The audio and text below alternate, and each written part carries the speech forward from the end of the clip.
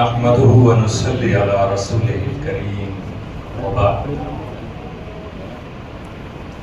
أعوذ بالله من الشيطان الرجيم بسم الله الرحمن الرحيم وما خلقت الجن والإنس إلا ليعبدون صدق الله العلي العظيم إن الله وملائكته يصلون على النبي يا أيها الذين آمنوا صلوا عليه وسلموا تسليما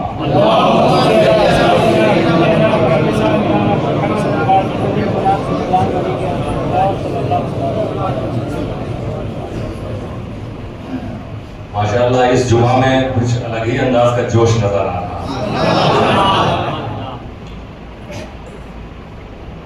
لذت دنیا تو فانی ہے یہ مٹ جائے گی. لذت دنیا تو فانی ہے یہ مٹ جائے گی. کام جو حشر میں آئے وہ کمائے رکھیے. دن کو ہوشیار رہو, رات کو بیدار رہو. چین کی نیند کہاں ملتی ہے تربت کے سوا.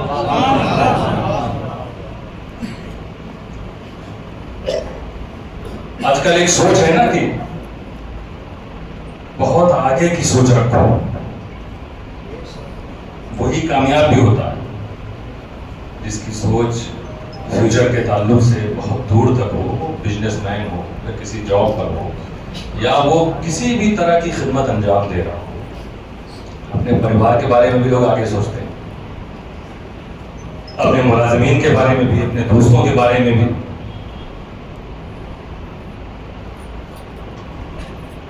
اور کبھی کہا جاتا ہے کہ پچھلا اتہاس بھی یاد رکھو. اس کے لیے بھی کوئی کتاب کسی نے لکھ دی ہے, اس کو بنیاد بنا کے اب اتہاس ڈھونڈو. ہسٹری اپنی پاسٹ جاننا چاہیے, اور فیوچر برائٹ ہو, دور کی سوچ فیوچر کے تعلق سے رکھنی چاہیے. جبکہ ہمارے نبی نے امتیوں کو جو بتایا ہے وہ پاسٹ کے بارے میں بھی بتایا ہے, فیوچر کے بارے میں بھی بتایا ہے. ایک مسلمان کا پاسٹ کیا ہے, فیوچر کیا ہے, یہ 100, 200, 300, 500 سال کا اتہاس جان کے کیا کریں. آؤ نہ اتہاس جاننا ہو تو اس دھرتی پر پہلا انسان جو آیا تھا اس کا اتہاس جاننا. وہ کیا لے کر آیا تھا, کیا دے کر گیا, اور پیچھے جاننا ہے. اسلام تو یہیں تک نہیں روکا. تو تمہارا پاسٹ یہ ہے کہ جب رب قدیر نے تمام روحوں کو جمع کر کے, تمام آتماؤں کو جمع کر کے ارشاد فرمایا اور پوچھا, الست بربکم, کیا میں تم سب کا رب نہیں ہوں, پروردگار نہیں ہوں؟ کیا جواب دے کر آئے تھے, یاد ہے؟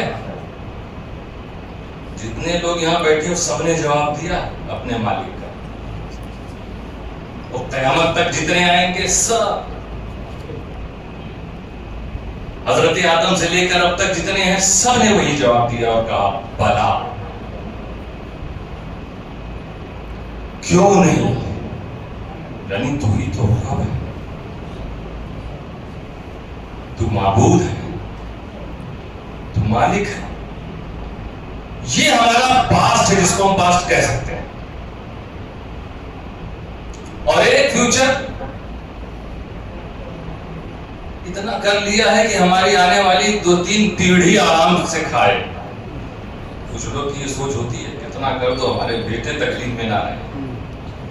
ارے تو مجازن رب ہے, مجازن بندے کو رب کہا جا سکتا. حقیقی رب تو رب العالمین ہے, جس نے تجھے رزق دیا اسے بھی دے گا. اس کے یہاں ناانصافی تھوڑی نا کہ باپ کو دے گا بیٹے کو نہیں دے گا. ارے وہ تو جو اپنی عبادت کرتے ہیں اس کو بھی دیتا ہے, اور جو کھود کے معبودان باطلہ کو نکالنے کی کوشش کرتے ہیں ان کو بھی. اسی کی زمین پر سے کیسے لوگ کارنامے انجام دے رہے ہیں. ڈھونڈنا اسے چاہیے. ڈھونڈا کیا گا؟ تو پاسٹ یہ تھا کہ اے میرے بندوں کیا میں تمہارا رب نہیں ہوں؟ سب نے کہا تو ہمارا رب ہے. اور فیوچر جو تمہارا ہے وہ فیوچر یہ ہے فَيُنَبِّئُكُمْ بِمَا كُنْتُمْ تَعْمَلُونَ. وہ پروردگار وہ رب تم کو بتائے گا کہ تم نے کیا کیا کارنامے انجام دیے. یہ ہمارا فیوچر ہے. تو اس بلا سے لے کر میدان قیامت تک کے بیچ کی دوری طے کرنے کا جو ہمیں موقع ملا، ہمیں اس کی تیاری میں ہی شب و روز گزارنا چاہیے. دن کو ہوشیار رہو، رات کو بیدار رہو. چین کی نیند کہاں ملتی ہے تربت کے سوا. تو دوستو، فیوچر کی سوچ اچھی بات ہے، لیکن ایک مومن محمد مصطفیٰ کا غلام عبد القادر جیلانی سے نسبت رکھنے والا، غریب نواز سے عقیدت رکھنے والا، وہ صرف اور صرف اپنی آخرت کے بارے میں سوچتا ہے. یہی اس کا فیوچر، آخرت کے تعلق سے کہ کل کیا ہونے والا ہے. ایک یہ دنیا اور دوسرا ہے آخرت. قرآن کریم میں تمہیں جو دعا سکھائی گئی ہے، ربنا آتنا فی الدنیا حسنہ، اے ہمارے رب، وہی رب جس کے بارے میں تم کہہ کے آئے ہو بلا. اس نے پوچھا تھا کیا میں تمہارا رب نہیں ہوں؟ تو تم نے کہا ہاں تو ہی ہمارا رب. اب تم دنیا میں آ کے کہہ رہو ربنا، وہی جس سے ہم نے وعدہ کیا تھا، اے رب تو ہمارا رب، آتنا فی الدنیا حسنہ، ہمیں دنیا میں بھلائی عطا کر، وفی الآخرۃ حسنہ. دنیا تک رک کیوں جاتا ہے مسلمان؟ آج ایک بڑی تعداد ہے جو یہاں دنیا حسنہ پر آ کے رک جاتی ہے، صرف دنیا کی چیزیں مانگتی ہیں. آستانوں پر جا کر بھی انہیں دنیا چاہیے، مرشدین کاملین کے پاس جا کے بھی انہیں دنیا چاہیے. دنیا والوں سے تو دنیا چاہیے، اپنے باس سے تو دنیا چاہیے، لیکن وہ جنہوں نے دنیا کو ترک کیا ہے ان کی بارگاہ میں بھی جا کے دنیا ہی چاہیے. اور دنیا مانگنا برا نہیں، ورنہ رب تعالیٰ سکھاتا کیوں دنیا کے لیے دعا کرنا. دنیا بھی چاہیے، لیکن رب نے سکھایا کہ اے تم یوں دعا مانگو کہ اے رب ہمیں دنیا میں بھلائی عطا فرما اور آخرت میں بھی بھلائی عطا فرما. یعنی دنیا میں ایسی بھلائی عطا فرما کہ جس کے ذریعے ہم اپنی آخرت کو بھلا کر لیں، جس کے ذریعے ہم اپنی آخرت کو بھلا لیں. ایسی دنیا اللہ تعالیٰ عطا فرما، کیونکہ ہمارا فیوچر تو یہی ہے نا کہ تو نے مال دیا ہے فَيُنَبِّئُكُمْ، تو تم سے تمہیں بتائے گا تم نے اس مال کا کیا کیا. اولاد دی تو پوچھے گا، تمہیں گھر دیا تو پوچھے گا، تمہیں مال و دولت دی تو پوچھے گا، تمہیں ذمہ داری دی، تمہیں استاد ٹیچر بنایا تو پوچھے گا رب تعالیٰ کہ تم نے کیا کیا جو علم میں نے دیا تھا. تمہیں فن دیا، وکیل بنایا ہے نا، وکیل بنائے، پوچھے گا رب تعالیٰ تم نے اپنے کلائنٹس کے ساتھ کیا سلوک کیا تھا، تم نے کتنی ایمانداری سے کام کیا، تمہیں جج بنایا گیا، تم نے کتنی ایمانداری سے فیصلے کیے، تمہیں کھیتی زمین دی گئی، تم نے خدا کی راہ میں کتنا اس میں سے نکالا. تم بڑے بڑے کام، بڑے بڑے منصب کے حامل بنے، تم نے اس کا کیا پریوگ کی. فَيُنَبِّئُكُمْ بِمَا كُنْتُمْ تَعْمَلُونَ، وہ تم کو بتائے گا، وہ خبر دے گا تم کو. وہاں کوئی چیز چھپی نہیں رہے گی. تم بھول جاتے ہو، وہ بھول سے پاک ہے. وہ بتائے گا کہ تم کیا کرتے تھے. تو میرے دوست، اس سے پہلے کہ وہ دن آئے کہ جب ہمیں ان سوالوں کا سامنا کرنا پڑے، ہمیں اس دن کی تیاری میں لگ جانا چاہیے. کیونکہ یہ مال، یہ اولاد، یہ اس دن کام نہیں آئیں گے، یہ اس دن کام نہیں آئیں گے. اسی لیے قرآن میں اللہ نے فرمایا یوم لا ينفع مال ولا بنون، کہ اس دن یہ اولاد اور یہ مال کام نہیں آئے گا جس کے لیے شب و روز ہم صبح اٹھے بارگاہ الہی میں ہم نے سجدہ نہیں کیا. صبح کو اٹھے ہیں ایسے چندے لوگ جو الحمدللہ عبادتوں میں مصروف رہتے ہیں اور عبادت کرتے ہوئے اپنے جاب پر، اپنی دکانوں پہ جاتے ہیں. ہم صبح گئے اور رات کو لوٹ آئے، ہم نے کچھ نہیں کیا. کیوں؟ کیونکہ آخرت کی فکر نہیں ہے. اور جو چیزیں ہمیں آخرت کی یاد دلاتی ہیں ہم ان کے قریب ہی نہیں جاتے، اور جو ہمیں دنیا میں مشغول کرتے ہیں ہم اسی طرف جاتے ہیں. آج جمعہ کے دن جب اللہ تعالیٰ نے تمہیں بلایا، حکم دیا، تو یہی فرمایا ذروا البیع، کہ ایمان والو جب جمعہ کے دن اذان دی جائے تو آؤ ذکر الہی کی طرف آ جاؤ، وذروا البیع، تجارت چھوڑو، یہ تمہیں مشغول کر دے گی دنیا کی طرف، آؤ خدا کی طرف آ جاؤ۔ تو آسانی تو رب نے اتنا پیدا فرمائی کہ آخرت کو بندہ اگر غور کرے تو قدم قدم پر جو بھی حالات ہے، جو ماحول ہے، جو ایکٹیویٹی ہے، وہ تمہیں آخرت کی یاد دلاتی ہے، مگر احساس نہیں تم کو۔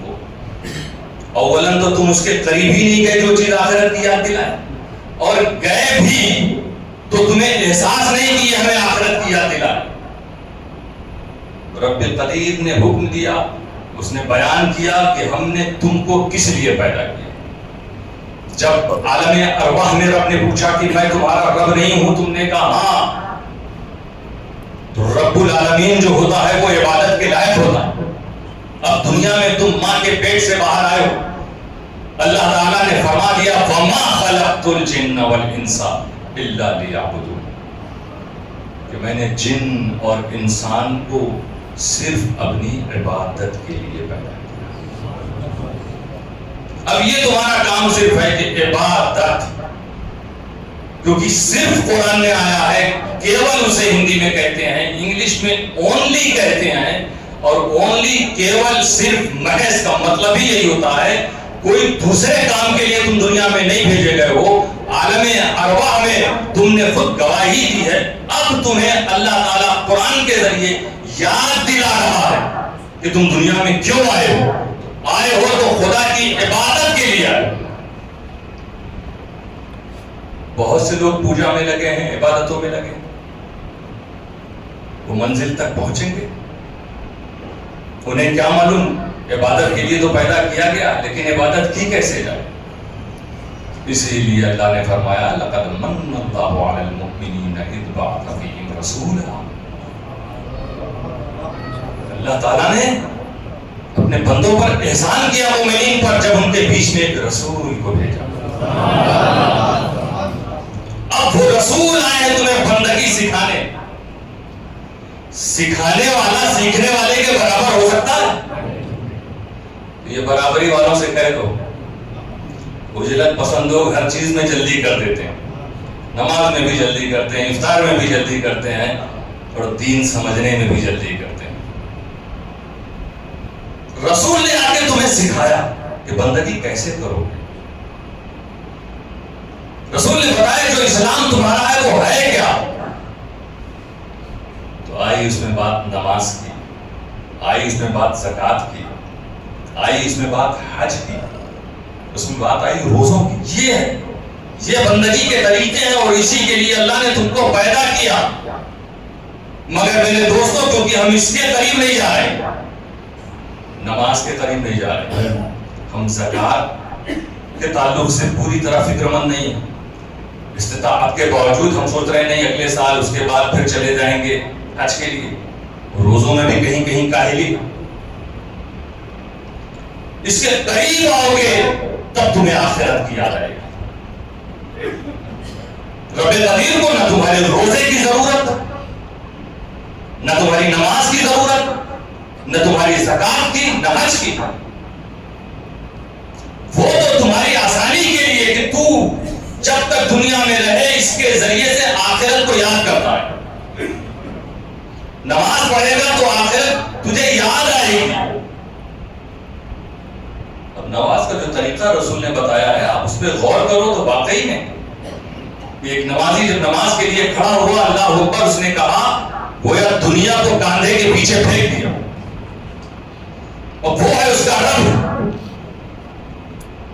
ابھی اس کا روحانی پاور ایسے نہیں ہے کہ وہ نماز اس طرح پڑھے کہ خدا کو دیکھ رہا ہو،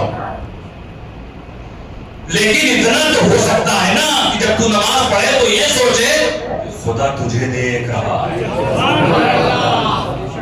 یہ کتنا آسان ہے میرے دوستوں، اور کتنی محبت، خلوص، اخلاص اور دل لگی کے ساتھ تم نماز پڑھو گے اس وقت جب یہ احساس ہوگا، یہ نہیں کہ نماز پڑھ رہے ہیں اب یہ بھی جانا ہے، یہ ہے بھی ہمارا کام ہے، بھی کسٹمر آنے والا ہوگا، آج شام کو بیٹے کا ولیمہ ہے اس میں لگنا، نماز میں یہ سب خیالات آ رہے ہیں. نماز میں تو یہ سوچو کہ خدا تمہیں دیکھ رہا ہے.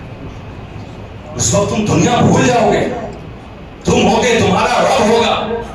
جس طرح سے تم یہ سمجھتے ہو کہ ہم اپنے مرشد کے سامنے، اپنے پیر کے سامنے، دل میں کبھی کبھی ادھر ادھر کی باتیں آ رہی ہیں، مرشد کچھ بیان کر رہے ہیں، تم کچھ اور سوچ رہے ہو، لیکن کم سے کم یہ تم نہیں کرتے ہو کہ مرشد کا بیان جاری ہو اور تم دنیاوی گفتگو میں لگے ہو کسی اور کے ساتھ، اسی میں نہیں کرتے ہو نا. دو آدمی بیٹھے ہو، مرشد کچھ بات کر رہے ہو اور تم اپنی باتیں دنیا میں لگے ہو.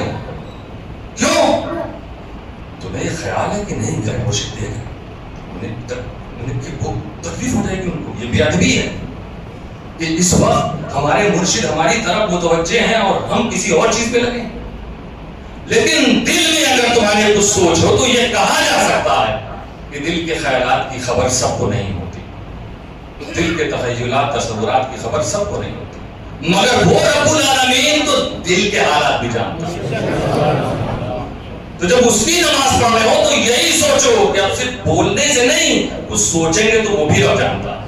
تو صرف ہم یہی سوچیں کہ میرا رب ہمیں دیکھ رہا ہے. اب ہم اس سے کہہ رہے ہیں کہ الحمدللہ رب العالمین، اب ہم اس سے کہہ رہے ہیں کہ اے رحمان رحیم، اب ہم اس سے کہہ رہے ہیں اے مالک یوم الدین، اب ہم اس سے کہہ رہے ہیں کہ اے مولا ہم تیری ہی عبادت کرتے ہیں، ہم تجھ سے ہی مدد چاہتے ہیں. اب ہم اس سے کہہ رہے ہیں کہ مولا ہمیں صراط مستقیم پر چلا. اب ہم اس سے کہہ رہے ہیں کہ مولا ہمیں انبیاء صدیقین شہداء صالحین کے راستے پر چلا. اب ہم اس سے کہہ رہے ہیں کہ مولا ہمیں کافروں اور گناہ گاروں کے راستے پر نہ چلا.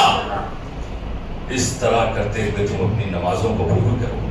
تم رکوع میں گئے سبحان ربی العظیم، تم سجدے میں گئے سبحان ربی الاعلی، تم رکع بیٹھ گئے تشہد پڑھ رہے ہو کہ التحیات للہ، تمام زبانی عبادت اللہ کے لیے، والصلوات تمام بدنی عبادت اللہ کے لیے، والطیبات تمام مالی عبادت اللہ کے لیے.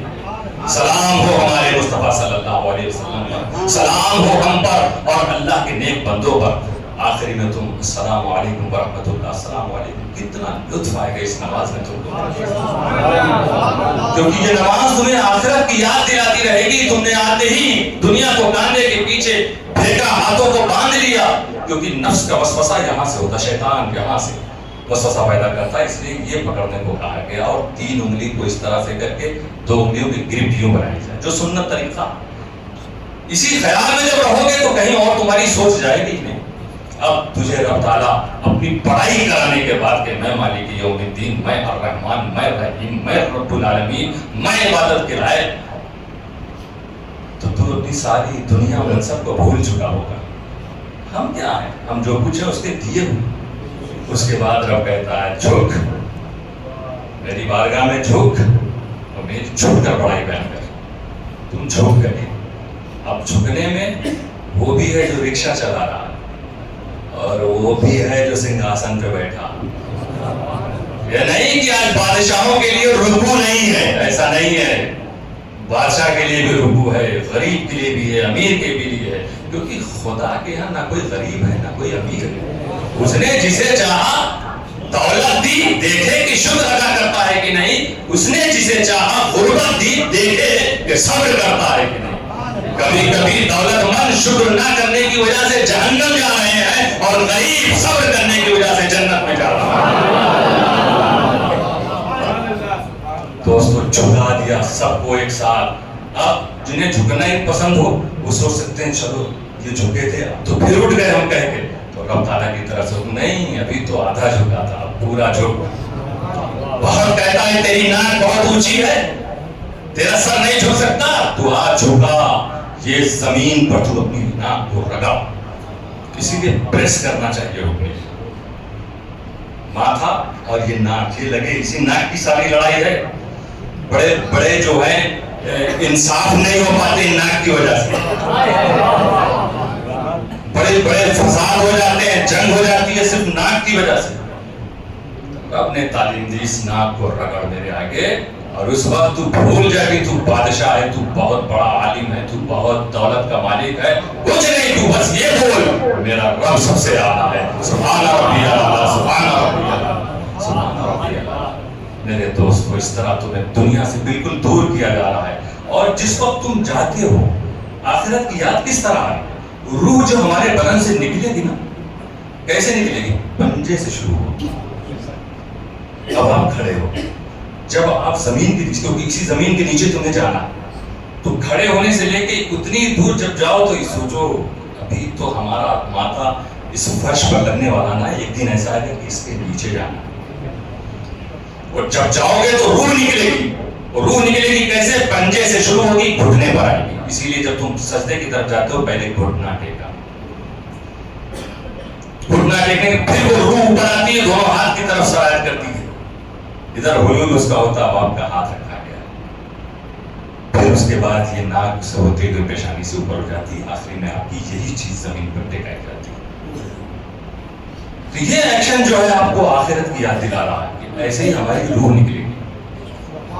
پڑھو تو نماز اس طرح ہے, کتنا آسانی سے آتے ہو, امام صاحب کے پیچھے نماز پڑھتے ہو, چلے جاتے ہو گئی نماز, اللہ تعالیٰ قبول فرمائے. کبھی اس طرح تو پڑھ کے دیکھو, تمہاری دنیا بدل جائے گی میرے دوست. تو یہ نماز اصل میں تھی تذکیر آخرت کے لیے. اللہ نے فرمایا میں نے تمہیں صرف اپنی عبادت کے لیے پیدا کیا, یعنی آخرت کو یاد رکھنے کے لیے پیدا کیا. تو نماز میں آخرت کی یاد دلائی جا رہی ہے. شروع سے لے کے آخری تک تم نے آخرت کو یاد رکھا. اور ایک وقت تم جانتے ہو نا کہ جب اجنبی لوگ آپس میں ملے تو ایک دوسرے کو سلام کرتے ہیں. یہ طریقہ اسلام نے بتایا کہ آپ ملے ہیں, پھر کہیں چلے گئے, دوبارہ آئے, یعنی اتنے دیر آپ لوگ ایک دوسرے کے پاس نہیں تھے. نماز جب آپ نے پڑھی, اللہ ہو کر کہتی دنیا سے آپ الگ ہو گئے. اب آپ کے پاس کھڑا تو ہے آپ کا بھائی, کاندھے سے کاندھا ملا کے, لیکن آپ اس سے بہت دور ہیں. اس وقت آپ اپنے رب کے قریب. اسی لیے بالکل اینڈ جب آپ کی نماز پوری ہو گئی, تب اس وقت آپ ایسے ہی واپس آ رہے ہیں جسے کہیں اور سے آ رہے ہیں, اور ایک دوسرے کو سلام کر رہے ہیں, السلام علیکم ورحمۃ اللہ. تو ایک دوسری دنیا سے یہ 5 وقت اللہ تعالیٰ تمہیں کہیں اور لے جاتا اور پھر واپس دنیا میں بھیجتا. دوستو اسی طرح زکوٰۃ کا معاملہ ہے. زکوٰۃ ہے نا 40واں حصہ نکالنا. اپنے سارے مال کو, تجارت کے مال کو, بیوی کے زیوروں کو, اپنے بینک کے پیسوں کو, سب غور کرو, قیمت اس کی ہوئی ہے, سب ملا کے. کبھی کبھی لگتا ہے میرے پاس تو کروڑوں ہے, نکالوں گا تو بہت زیادہ نکل جائے گا. یہ بہت زیادہ دینے والا کون تھا؟ اور وہ 40% مانگ رہا ہے. کوئی اگر تم کو پیسہ دے کے مانگے تو تمہیں برا لگے گا؟ ارے وہ سب کہے گا مجھے سب تو جتنا میں نے دیا تھا. آدھا لوگ کرنے لگتے ہیں نا پیسہ دے کر, پھر راستہ بدل دیتے ہیں سب. ارے بھائی ابھی سے پیسہ لیا تھا, وہ سامنے آ رہا ہے, تو راستہ بدل دیتے ہیں. لیکن ایک ایسا ہی بندہ تھا جو بندگی میں ہر وقت رہتا تھا. وہ قرض دیتا تھا, وہ قرض دیتا تھا, بہت جو آیا اس کو قرض دے دیا, پھر گزارتا تھا, اور یہ دیکھتا تھا کہ میں نے جس کو قرض دیا وہ آ رہا ہے, تو وہ راستہ نہیں بدلتا تھا, یہ راستہ بدلتا تھا تاکہ وہ شرمندہ تھا. ایسے ہی ہستی کو امام اعظم ابو حنیفہ کہتے ہیں. میرے دوستو تو خدا نے تو سارا مال دیا, اب مانگ رہا ہے 40واں حصہ, 2.5% نکالیے آپ. کیوں؟ اس میں بھی ایک احساس جگانا ہے تم کو کہ آج صرف 40 نکال رہے ہو, کل ایک دن آئے گا سب چھوڑ کے جاؤ گے. 1 روپیہ بھی کسی نے اپنے بیٹے کو وصیت نہیں کی ہے کہ جب میں قبر میں جاؤں تو رکھ دینا ایک گڈی یہاں بھی. تو زکوٰۃ بھی ہمیں آخرت کی یاد دلا رہی ہے کہ یہ 40% نکالنا ہوں اللہ کے لیے, کل تو سب کچھ چھوڑ کے جانا. اس لیے آؤ اس کا صحیح استعمال کر لیں. ہم صرف 40 تک نہ رہیں, بلکہ آؤ خواجہ معین الدین چشتی جو فرما رہے ہیں, آؤ ان پر عمل کر لو کہ بے بسوں کی مدد کرو, بے کسوں کے لیے سہارا بنو, اور بھوکوں کو کھانا کھلاؤ. یہ تمہیں جہنم کی آگ سے محفوظ کر دے گا, تمہیں جہنم کی آگ سے بچا لے گا.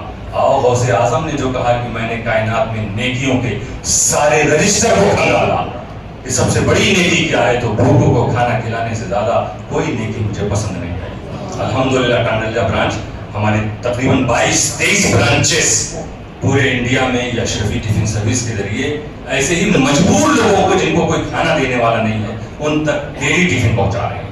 اور ایک مہینے میں تقریباً اس کی تعداد 25 سے 26 ہزار ٹفن ہے جو آل اوور انڈیا دی جاتے ہیں. تو ہماری آپ لوگوں سے بھی اپیل ہوگی, مشن کے تعلق سے تو آپ نے مختصر سب سن لیا, مگر یہ نوجوان جو محسن اعظم مشن کی برانچ کو چلا رہے ہیں بہت حوصلے والے ہیں. ہمارے بزرگوں کا, دوسرے ہمارے دوستوں کا یہ فریضہ ہے کہ آپ ان کے حوصلوں کو ٹوٹنے نہ دیجیے گا, ان سے جڑیے تاکہ غوث اعظم اور غریب نواز کے اس کام کو یہ جاری رکھیں اور ان کے بعد ان کی نسلیں بھی جاری رکھیں. یہ کام تیزی سے پھیلنا چاہیے. تو دوستو, یہ ساری چیزیں آخرت کو یاد دلانے والی ہیں. آئیے, اب رمضان میں روزہ ہوتا, کچھ منٹ بچا ہے, میں بات پوری کرتا ہوں. وہ بھی آخرت کو یاد دلانا فرض ہے. کیوں؟ اللہ کو ضرورت ہے کہ تم بھوکے ہو. بہت سے لوگوں کا روزہ تو ایسے ہی ہوتا ہے کہ میرے رسول نے فرما ہی دیا کہ یہ صرف بھوک اور پیاس ہے. جب خوف خدا نہیں پیدا ہوا تو روزہ ہی کیا. مگر روزہ آیا کیا تھا؟ صبح صادق سے لے کر سورج ڈوبنے تک ہر چیز چھوڑ دو جو تم کھاتے پیتے ہو. اس وقت یہ احساس ہونا چاہیے کہ آج تو چند گھنٹوں کے لیے سب چھوڑ رہا ہوں, ایک دن آئے گا کہ ہمیشہ ہمیشہ کے لیے یہ ساری نعمتیں چھوڑ کے جانا, آخرت کی طرف جانا. اس لیے دنیا میں اور حج کا بھی معاملہ تو آپ وقت نہیں, تفصیل ہے اس کی, آپ دیکھ سکتے ہیں. مکمل آخرت کی یاد. عرفہ کا میدان ہے, کنگھی بھی نہیں کر سکتے, صابن بھی نہیں لگا سکتے, احرام پہنے, سفید کفن ہے, عموماً سفید احرام, ایک ساتھ سب خانے کعبہ کا طواف کرنے, میدان عرفہ, میدان حشر کی یاد دلاتا. تو حج کے جتنے ارکان ہیں سب آخرت کی یاد دلا رہے ہیں. ہر قسم کے لوگ, ہر زبان والے موجود ہیں, ہر لباس والے وہاں موجود ہیں. ایسے ہی میدان حشر میں ساری دنیا میں ہر قوم کے لوگ جمع ہوں گے. تو حج ایک حشر کا میدان ہے جو ہمیں آخرت کی یاد دلا رہا ہے. دنیا میں آئے ہو آخرت بنانے کے لیے آئے ہو, عبادت کے لیے آئے ہو, مطلب آخرت کو یاد رکھنے کے لیے آئے ہو. اس لیے یہ کوشش نہ کرو کہ تم دنیا میں کتنے آرام سے آخری وقت رہو گے. لوگ سوچتے ہیں موت سے ہم بچ جائیں گے. ہر چیز آدمی تکلیف ذرا سی ہوئی فوراً اس نے اس کا علاج کیا, علاج کرنا بھی چاہیے. لیکن میرے دوستو, آج تک دنیا میں کوئی ایسا پیدا نہیں ہوا ہے جو موت سے بچا لے. جہاں کہ یہ ایک ایسی حقیقت ہے, لوگوں نے خدا کا انکار کیا لیکن موت کا انکار نہیں کیا, جبکہ موت کو پیدا کرنے والا اللہ, یعنی اس کی مخلوق کا انکار نہیں, اس کا انکار ہے. تو یہ موت وہ چیز ہے جس سے کوئی فرار نہیں ہو سکتا. قرآن میں خدا نے خود فرمایا, اے محبوب فرما دیجیے, ان الموت الذی تفرون منہ, کہ وہ موت جس سے تم بھاگ رہے ہو, فإنہ ملاقیکم, تم دونوں کو ایک دوسرے سے ملاقات کرنی ہے. ملاقیکم, تم دونوں کو ایک دوسرے سے ملاقات کرنی ہے. ثم تردون الی عالم الغیب والشہادہ, اس کے بعد تم لوٹائے جاؤ گے, پھیرے جاؤ گے غیب اور ظاہر کے جاننے والے کی طرف. اللہ کی طرف تمہیں لوٹایا جائے گا. فَيُنَبِّئُكُم بِمَا كُنتُمْ تَعْمَلُونَ, تب وہ بتائے گا تم نے کیا کیا کیا. آؤ محاسبہ کرو, ان ہاتھوں کو دیا ہے, اس سے نیکیاں کر لو. یہ قدم دیے ہیں, اس سے نیکیاں کر لو. یہ نگاہیں دی ہیں, اس سے نیکیاں کر لو. اور سب سے بڑی چیز یہ زبان دی ہے, اس زبان سے لوگوں کے دلوں کو جیت لو, کسی کے دل کو دکھ نہ پہنچاؤ, تمہاری زندگی کامیاب ہوگی. وآخر دعوانا الحمدللہ.